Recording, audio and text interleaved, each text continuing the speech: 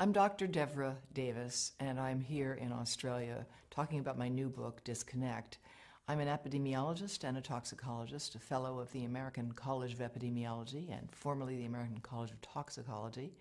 I worked in the Clinton administration. I was the founding director of the Board on Environmental Studies and Toxicology at the U.S. National Academy of Sciences, and that was the group that did the study recommending the ban on smoking on airplanes quite some time ago. But I'm really here because I'm deeply concerned about what we know now about microwave radiation and how it affects the developing brain and body. Recently, the cell phone industry has been issuing advisories itself.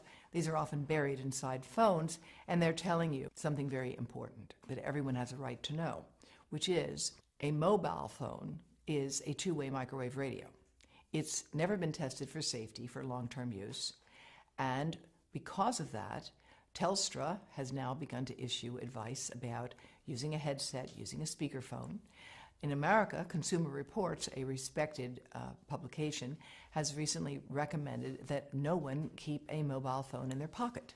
And that's because if phones were tested in the pocket, the levels of radiation from those phones would exceed the safety guidelines that are currently operating. Brain cancer actually is more than 200 different types of diseases. 200 different types. And it's a terrible disease. Most people don't survive it. Their lives are shortened by it. What we know about it is that ionizing radiation causes it. And we know that from studies of people who got heavy doses of X-rays for treatment for something and then went on to develop brain cancer 30, 40, or 50 years later. Studies have been done that have looked at what happens to neural stem cells, baby stem cells, brain cells, when you expose them to mobile phone radiation. And what those studies find is that if you expose those cells, you can look at their membranes, and you find the membranes are weakening and opening.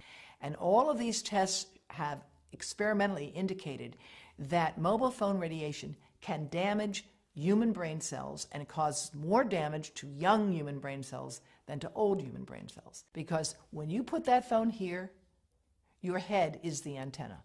And half of the radiation from the phone gets into you. That's the modeling work that we've done at Environmental Health Trust, which shows that a young brain will absorb the radiation almost all the way through the eye of a 3-year-old, and even an adult 34-year-old, it will still get into this part.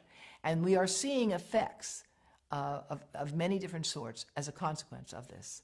Those who are on the front line of dealing with young children are deeply concerned about this at a professional level in the United States and around the world. In Israel, as well as France, as well as Belgium and Taiwan, there's an active government program to discourage the use of mobile devices by young children. There's a growing literature showing that prenatal exposure to mobile phone radiation causes serious defects in the offspring. Smaller brains, more brain damage, smaller livers, more liver damage, damage to skin cells as well. There are good reasons for concern about the long-term and short-term effects of mobile phone radiation, particularly on children, but especially on sperm.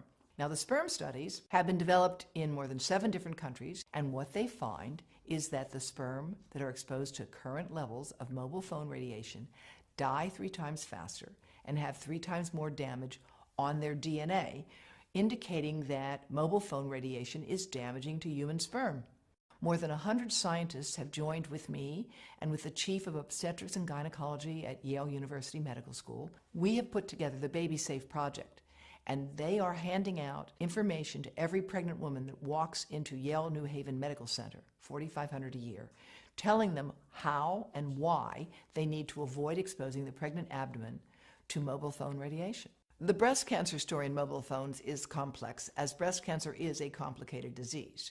Most of the women who get breast cancer are age 50 and older. However, growing numbers of young women are developing this disease who don't have any of the inherited risk factors for it at all, who have no family history of it, but they have one thing in common. They have all stored a mobile phone right in their bra.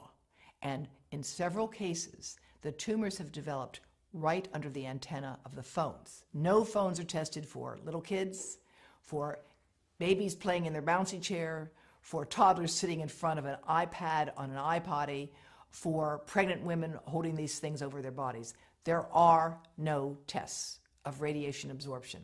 That's why we at Environmental Health Trust are doing that modeling now, and we would like to work, of course, with industry to further validate our models.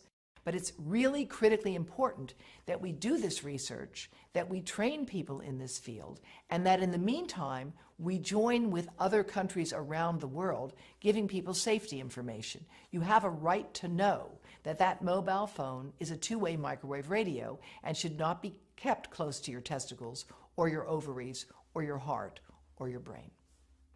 And where we are with this issue today is where we were with cars and seatbelts.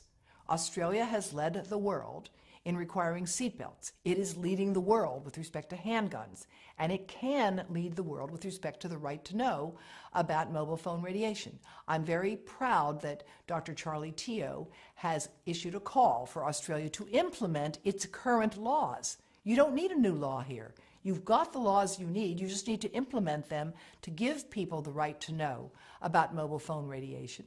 And again, I'm delighted that Telstra's taken the first step. I think ARPANSA actually does have information on their website about how to reduce radiation by keeping your calls short and telling you how to use a headset and a speakerphone. But there needs to be a more concerted effort to communicate this, just like the Canadian Parliamentary Committee on Health has recently called for.